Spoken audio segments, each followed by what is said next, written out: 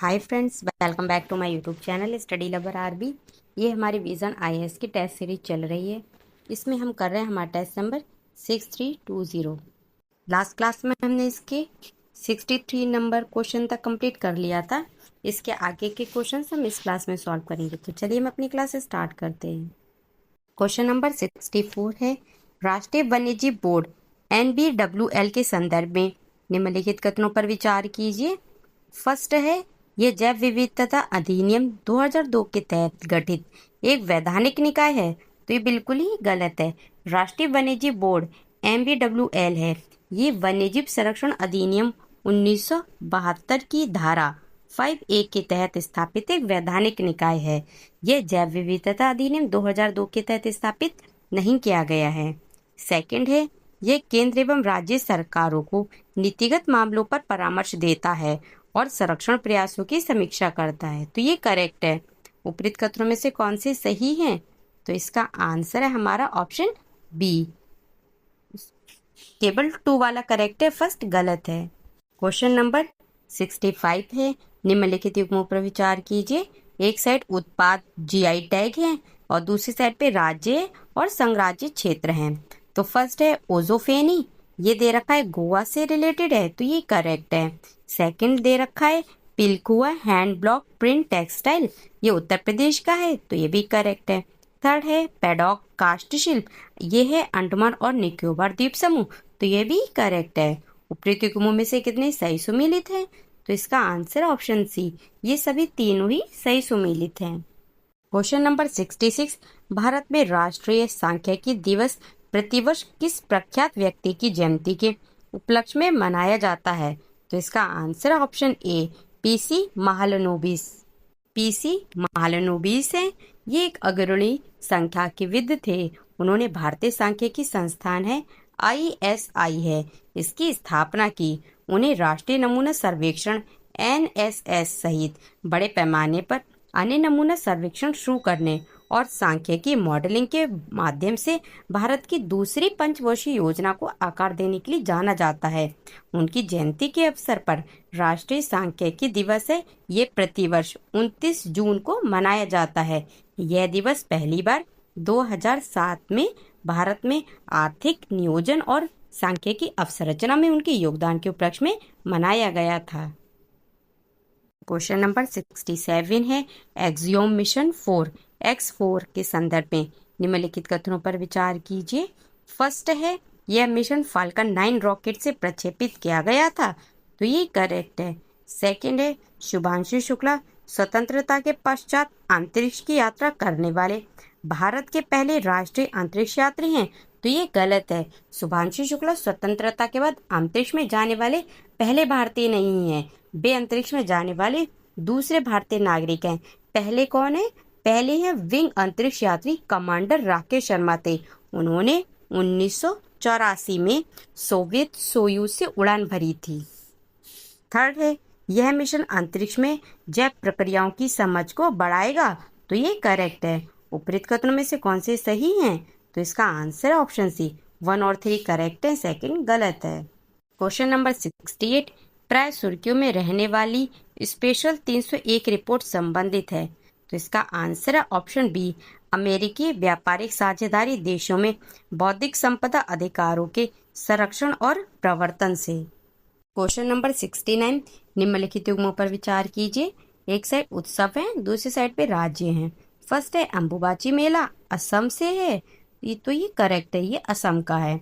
Second दे रखा है शिरुई लिली महोत्सव, केरल का, तो ये गलत है, ये केरल का नहीं बल्कि मणिपुर का है। थर्ड है त्रिशूर पूरम, ये केरल का दे रखा है, तो ये मणिपुर का दे रखा है, तो ये गलत है, ये मणिपुर नहीं बल्कि केरल है। उपरोक्त युग्मों में से कितने सही सुमेलित हैं? तो इसका आंसर ऑप्शन ए, केवल एक युग्म सही सुमेलित है, फर्स्ट वाला। सेकंड एंड थर्ड है, ये गलत है। पर्यटन को बढ़ावा देने और सुलभ दुर्लभ शिरुई लिली फूल के संरक्षण के लिए शिरुई लिली महोत्सव केरल में नहीं बल्कि मणिपुर में आयोजित किया जाता है। और जो त्रिशूर पूरम है, ये केरल का प्रसिद्ध मंदिर उत्सव है, मणिपुर का नहीं है ये। इसमें सजे हुए हाथी और ताल वाद्य यंत्रों का प्रदर्शन होता है। क्वेश्चन नंबर 70 है, प्राय सुर्खियों में रहने वाला ऑरेंज इकोनॉमिक शब्द मुख्य संबंधित है, तो ये मुख्यतः किससे संबंधित है? इसका आंसर ऑप्शन बी, कला, डिजाइन और मीडिया सहित रचनात्मक एवं सांस्कृतिक उद्योग से। क्वेश्चन नंबर 71, प्राय सुर्खियों में रहने वाली टंकाई पद्धति संबंधित है, तो इसका आंसर ऑप्शन सी, सिले हुए तख्तों से नाव बनाने की प्राचीन भारतीय तकनीक से। हाल ही में पारंपरिक रूप से सिलकर बनाए गए पोत INSV कौंडिन्य को सेना में शामिल किया गया है। यह पुनरुद्धार का एक समकालीन उदाहरण है जो टंकाई पद्धति की जीवित विरासत और व्यवहारिक मजबूती को दर्शाता है। इसके द्वारा प्राचीन व्यापार मार्गों पर नौकायन करने की योजना बनाई गई है। टंकाई विधि है उसको सिलकर जहाज बनाने की विधि भी कहा जाता है। ये लकड़ी की नावों और जहाजों के निर्माण की एक प्राचीन भारतीय तकनीक है जिसमें लकड़ी के तख्तों को प्राकृतिक रेशों जैसे नारियल के रेशे से सिलकर और जोड़ों को धातु की कीलों या आधुनिक फास्टनरों के बजाय प्राकृतिक रेजिन से सील करके बनाया जाता है। इससे उथले जल में पतवार है उसको लचीलापन और स्थायित्व मिलता है। क्वेश्चन नंबर 72, प्राय सुर्खियों में रहने वाली बनका चेरला परियोजना संबंधित है, तो इसका answer option A, Andhra Pradesh में नदियों को आपस में जोड़ने से। बनका चेरला परियोजना को औपचारिक रूप से पोलावरम बनका चेरला लिंक परियोजना के नाम से जाना जाता है।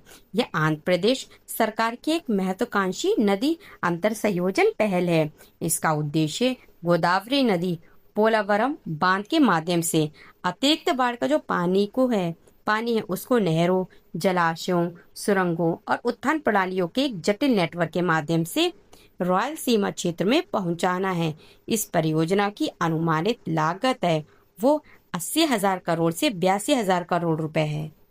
क्वेश्चन नंबर 73, हाल ही में भारतीय प्राणी सर्वेक्षण ZSI द्वारा मेघालय में खोजा गया एमोलॉप्स शिलांग निम्नलिखित में से जीवों के किस समूह से संबंधित है, तो इसका आंसर ऑप्शन डी, मेंढक।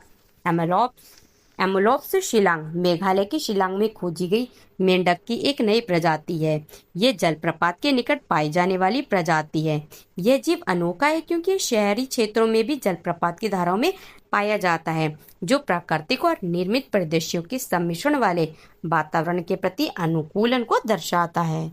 क्वेश्चन नंबर 74, रक्षा अनुसंधान एवं विकास संगठन DRDO द्वारा विकसित किया जा रहा प्रोजेक्ट कुश निम्नलिखित में से किससे संबंधित है, तो इसका आंसर ऑप्शन बी, एक लंबी दूरी की वायु रक्षा मिसाइल प्रणाली से। प्रोजेक्ट कुश भारत का स्वदेशी कार्यक्रम है। इसके तहत रूस की S-400 प्रणाली के समकक्ष लंबी दूरी की सतह से हवा में मार करने वाली मिसाइल रक्षा प्रणाली विकसित की जाएगी। इसे लंबी दूरी 350 किलोमीटर तक पर शत्रु विमानों, ड्रोनों एवं मिसाइलों को रोकने और नष्ट करने के लिए डिजाइन किया गया है। क्वेश्चन नंबर 75, प्रतिवर्ष विश्व प्रेस स्वतंत्रता सूचकांक निम्नलिखित में से किस संगठन द्वारा प्रकाशित किया जाता है, तो इसका answer option B, reporters without borders. Question number 76, राज्य के मुख्य सूचना आयुक्त CIC और राज्य सूचना आयुक्त ICS के वेतन भत्ते और सेवा की अन्य शर्तें निम्नलिखित में से किसके द्वारा निर्धारित की जाती हैं, तो इसका आंसर ऑप्शन सी, केंद्र सरकार। क्वेश्चन नंबर 77, केंद्रीय सतर्कता आयोग CVC के संदर्भ में निम्नलिखित कथनों पर विचार कीजिए। फर्स्ट है, श्री के संतानम की अध्यक्षता वाली भ्रष्टाचार निवारण समिति ने CVC के गठन की सिफारिश की थी, तो ये करेक्ट है। सेकंड है, CVC भारत सरकार के किसी मंत्रालय या विभाग द्वारा नियंत्रित नहीं है, तो ये भी करेक्ट है। थर्ड है, इसे स्वयं जांच करने का अधिकार नहीं है और यह केंद्रीय जांच ब्यूरो से जांच करवाता है, तो ये भी करेक्ट है। उपरोक्त कथनों में से कितने सही हैं, तो इसका आंसर ऑप्शन सी, सभी तीनों ही करेक्ट हैं। क्वेश्चन नंबर 78, भाषाई अल्पसंख्यकों के लिए विशेष अधिकारी के संदर्भ में निम्नलिखित कथनों पर विचार कीजिए। फर्स्ट है, मूल संविधान में भाषाई अल्पसंख्यकों के लिए विशेष अधिकारी के संबंध में कोई प्रावधान नहीं था, तो फर्स्ट वाला करेक्ट है। सेकंड दे रखा है, भारत के संविधान में भाषाई अल्पसंख्यकों के लिए विशेष अधिकारों को हटाने की विस्तृत प्रक्रिया का प्रावधान है, तो ये गलत है। संविधान में भाषाई अल्पसंख्यकों के लिए विशेष अधिकारी की योग्यता, कार्यकाल, वेतन और भत्ते, सेवा शर्तें और हटाने की प्रक्रिया निर्दिष्ट नहीं है। उपरोक्त कथनों में से कौन सी सही है? तो इसका आंसर ऑप्शन ए, केवल फर्स्ट वाला करेक्ट है, सेकंड गलत है। क्वेश्चन नंबर 79, भारत में निम्नलिखित संगठनों निकायों पर विचार कीजिए। फर्स्ट है राष्ट्रीय चिकित्सा आयोग, सेकंड है राष्ट्रीय सांख्यिकी आयोग, थर्ड है राष्ट्रीय महिला आयोग एंड फोर्थ है भारतीय विधिवत परिषद। उपयुक्त में से कितने वैधानिक निकाय हैं? तो इसका आंसर है ऑप्शन सी, केवल 3। जो राष्ट्रीय सांख्यिकी आयोग है ये वैधानिक आयोग नहीं है, बाकी फर्स्ट, थर्ड एंड फोर्थ ये तीनों ही वैधानिक निकाय हैं। राष्ट्रीय सांख्यिकी आयोग की जो स्थापना है वो 2005 में रंगराजन आयोग की सिफारिशों पर एक अधिसूचना के माध्यम से एक अंतरिम उपाय के रूप में की गई थी। हालांकि किसी विधायी संरचना के अभाव में राष्ट्रीय सांख्यिकी आयोग को अपनी सिफारिशों को लागू करने में चुनौतियों का सामना करना पड़ा है। कोई विधायी संरचना नहीं होने के कारण यह एक वैधानिक निकाय नहीं है। क्वेश्चन नंबर 80 है, न्यायाधिकरणों के संदर्भ में निम्नलिखित कथनों पर विचार कीजिए। फर्स्ट है न्यायाधिकरणों की स्थापना से संबंधित प्रावधान 44वें संविधान संशोधन अधिनियम 1978 के माध्यम से जोड़ा गया था, तो फर्स्ट गलत है। 42वें संविधान संशोधन अधिनियम 1976 के माध्यम से संविधान में एक नया भाग 14A जोड़ा गया। यह भाग न्यायाधिकरण के नाम से जाना जाता है, तो फर्स्ट वाला गलत हो गया। सेकंड है संसद को स्थानीय निकायों की लोक सेवाओं से संबंधित विवादों के निपटान के लिए न्यायाधिकरण स्थापित करने का अधिकार प्राप्त है, तो सेकंड करेक्ट है। उपयुक्त में से कौन से कथन सही हैं? तो इसका आंसर ऑप्शन बी, केवल सेकंड वाला करेक्ट है, फर्स्ट गलत है। क्वेश्चन नंबर 81 है, भारत के नियंत्रक एवं महालेखा परीक्षक कैग के संदर्भ में निम्नलिखित कथनों पर विचार कीजिए। फर्स्ट है भारतीय संविधान का अनुच्छेद 148 नियंत्रक एवं महालेखा परीक्षक कैग से संबंधित है, तो फर्स्ट करेक्ट है। सेकंड है भारतीय संविधान के अनुसार कैग के पद से मुक्त होने के बाद वह भारत सरकार के अधीन किसी अन्य पद के लिए पात्र होता है, तो ये गलत है क्योंकि वो अन्य किसी पद के लिए पात्र नहीं होता है। थर्ड है कार्यपालिका द्वारा सार्वजनिक कोष से धन आहरण की स्वीकृति नियंत्रण एवं महालेखा परीक्षक कैग प्रदान करता है, तो ये गलत है।